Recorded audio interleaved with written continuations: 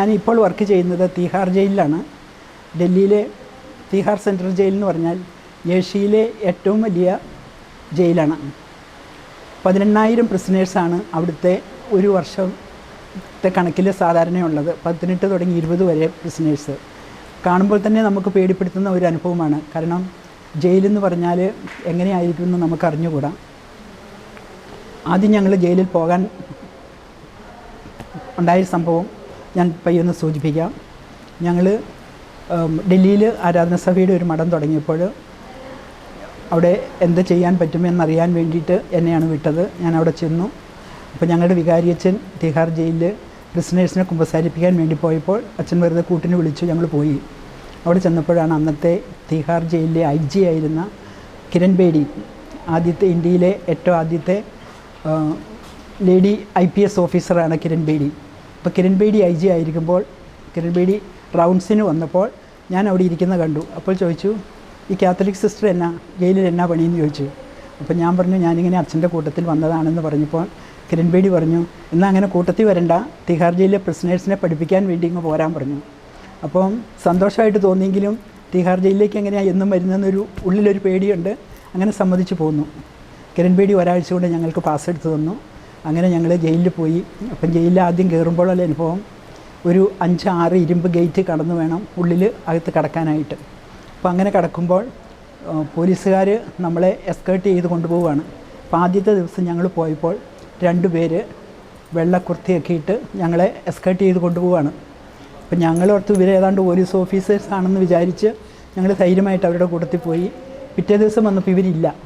അപ്പോൾ ഞങ്ങൾ മറ്റവരോട് ചോദിച്ചു, അപ്പോൾ ഇന്നലെ വന്നവർ എന്തിയെന്ന് ചോദിച്ചു. പറഞ്ഞു, അവർ കൊടിയ ക്രിമിനൽസാണ്, അവരിന്ന് കോർട്ടിൽ പോയിരിക്കുകയാണെന്ന്. അപ്പോൾ ഞങ്ങൾക്ക് പേടിയായി തുടങ്ങി. എങ്കിലും പേടിയൊന്നും കാണിക്കാണ്ട് ഞങ്ങൾ പോയി. അങ്ങനെ ആദ്യമൊക്കെ പേടിയോടും വിറയലോടും കൂടി പോയെങ്കിലും ഇവരുമായിട്ട് ഇടപെട്ട് കഴിഞ്ഞപ്പോഴാണ് nobody is born as a criminal, ഇവരാരും ക്രിമിനലായിട്ട് ജനിച്ചവരല്ല എന്ന് ഞങ്ങൾക്ക് തന്നെ ബോധ്യമായി. ഇവർ ഓരോ ജീവിത സാഹചര്യങ്ങൾ കൊണ്ട് ഇങ്ങനെ ആയിത്തീർന്നവരാണ്. അപ്പോൾ അങ്ങനെ വന്നു കഴിഞ്ഞപ്പോൾ അവർ സഹോദരന്മാരായിട്ട് കാണാൻ നോക്കി.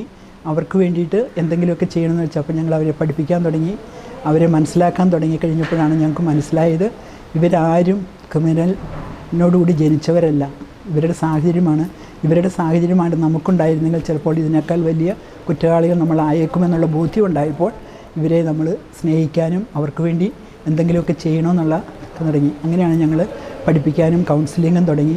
അപ്പോൾ ആയിരക്കണക്കിന് ആൾക്കാരെ കൗൺസിലിംഗ് ചെയ്ത് അവർക്കൊരു ധാർമ്മികമായിട്ടും ആത്മീയമായിട്ടുമുള്ള ഒരു ബാക്ക്ഗ്രൗണ്ട് അവർക്ക് കൊടുക്കാൻ നമുക്ക് സാധിച്ചത്.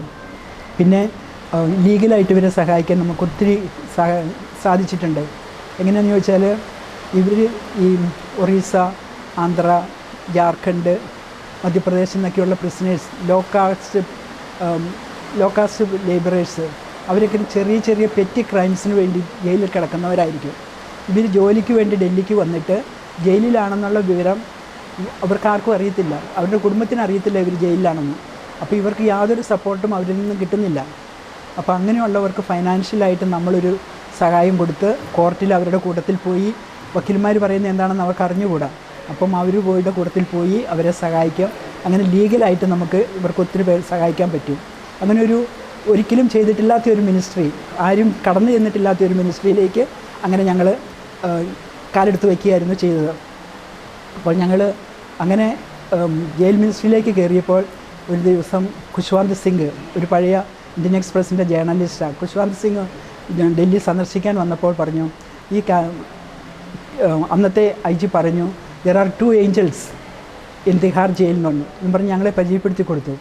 അപ്പോൾ അന്ന് തുടങ്ങിയാണ് അവർക്കും മനസ്സിലായത് ഞങ്ങൾ കാത്തലിക്സായിട്ട് ആണെങ്കിലും തിഹാർ ജയിലിൽ ആദ്യമായിട്ട് കാലുകുത്തുന്ന കാത്തലിക് നൺസ് ഞങ്ങളാണെന്ന് അവർ സമ്മതിക്കുക ചെയ്യുന്നത്. അവർ പറഞ്ഞു, ഇതുവരെയും ഒരു കാത്തലിക് നണ്ണ് ഈ ജയിലിൽ വന്നിട്ടില്ല.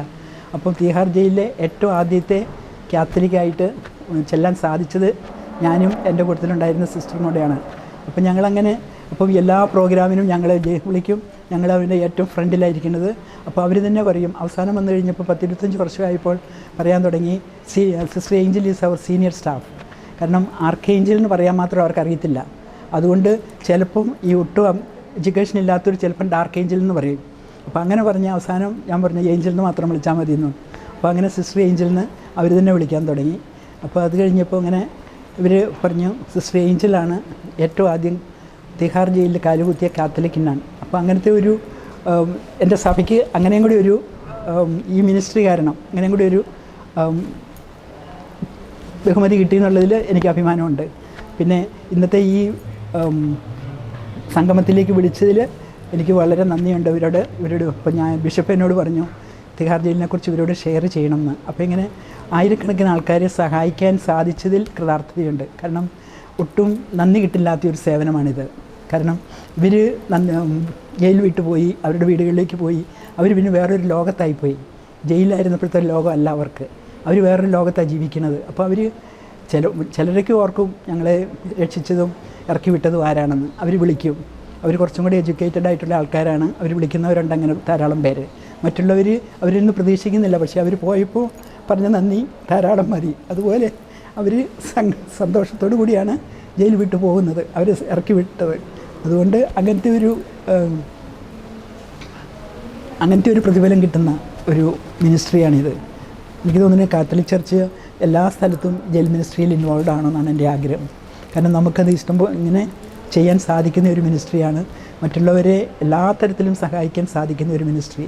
അവരോടുകൂടി ആയിരിക്കാൻ, അവരോടുകൂടി അവരുടെ കുടുംബത്തോടു കൂടി എല്ലാവർക്കും സഹായിക്കാൻ പറ്റുന്നത്. ഇവരുടെ പിള്ളേരെ ഞങ്ങൾ പഠിപ്പിക്കുന്നുണ്ടായിരുന്നു. അവർക്ക് ഫൈനാൻഷ്യലായിട്ട് സഹായം ചെയ്യും, പിന്നെ ഇവരെ റിലീസ് ചെയ്യാനായിട്ട് സഹായിക്കും. അങ്ങനെ എല്ലാ തരത്തിലും ഒരു സമഗ്രമായ ഒരു പുതിയ ജീവിതത്തിന് ഇവർക്ക് തുടക്കം കൊടുക്കാൻ സാധിച്ചതിൽ നന്ദിയുണ്ട്. തമ്പുരാൻ ഇതിനെ സഹായിച്ചതിൽ, ഇത്രയും നാളും ചെയ്യാനുള്ള ആരോഗ്യം തന്നതിലും, പിന്നെ ജയിലിലേക്ക് പോകുന്നതിന് മുൻപ് ശക്തി കിട്ടിയിരുന്നത് ദ്വികാരുണ്യത്തിൽ നിന്നാണെന്ന് പറയാതിരിക്കാൻ പറ്റത്തില്ല. കാരണം 1 മണിക്കൂർ ആരാധിച്ചിട്ട്, എല്ലാ ദിവസവും 1 മണിക്കൂർ ആരാധിച്ചിട്ടാണ് ജയിലിലേക്ക് പോയിക്കൊണ്ടിരുന്നത്. പിന്നെ ജയിലിലേക്ക് കയറുന്നതിന് മുൻപ് ഞാനും എൻ്റെ കൂട്ടത്തിൽ പോകുന്ന സിസ്റ്ററും കൂടി ജയിലിൻ്റെ മുൻപിൽ സെക്യൂരിറ്റി ഇരിക്കുന്ന സ്ഥലത്തിരുന്ന് ഞങ്ങൾ കൊന്ത ചെല്ലും ഒരുമിച്ച്. അന്ന് ഞങ്ങൾ കണ്ടുമുട്ടാൻ പോകുന്നവർക്ക് വേണ്ടി കൊന്ത ചൊല്ലി ആണ് ഞങ്ങൾ ജയിലിനകത്ത് പ്രവേശിച്ചിരുന്നത്.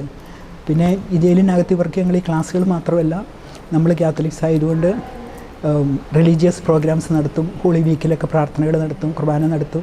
അപ്പം എല്ലാ മതസ്ഥരും വന്ന് ഇത് സംബന്ധിക്കും.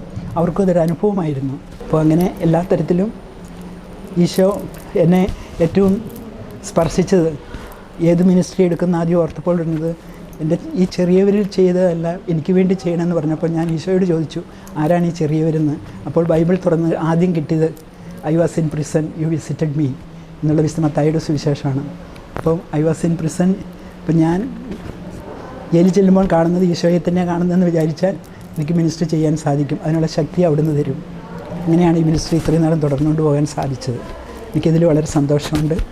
ഇത്രയും നാളും ചെയ്യാൻ സാധിച്ചതിലും ഈ സമർപ്പിത സംഗമത്തിൽ വരാൻ സാധിച്ചതിലും നന്ദിയുണ്ട്. ചെറുപ്പമായിരുന്നപ്പോൾ എൻ്റെ വീട്ടിൽ കുഞ്ഞു മിഷണറി വരുത്തിക്കുമായിരുന്നു.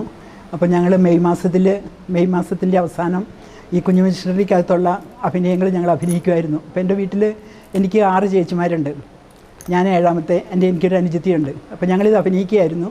അപ്പോൾ ഏറ്റവും മൂത്ത ചേച്ചി മിഷന് മടത്തി പോകാനായിട്ട് പ്ലാൻ ചെയ്തിരിക്കുക. അപ്പോൾ 2ാമത്തെ ചേച്ചി പറഞ്ഞു ചേച്ചി ഞാനും പോരുന്നു, മിഷൻ വേലയ്ക്ക് എന്നെയും കൂടെ കൊണ്ടുപോകണമെന്ന് പറഞ്ഞൊരു പാട്ടുണ്ട് എൻ്റെ അടുത്ത്.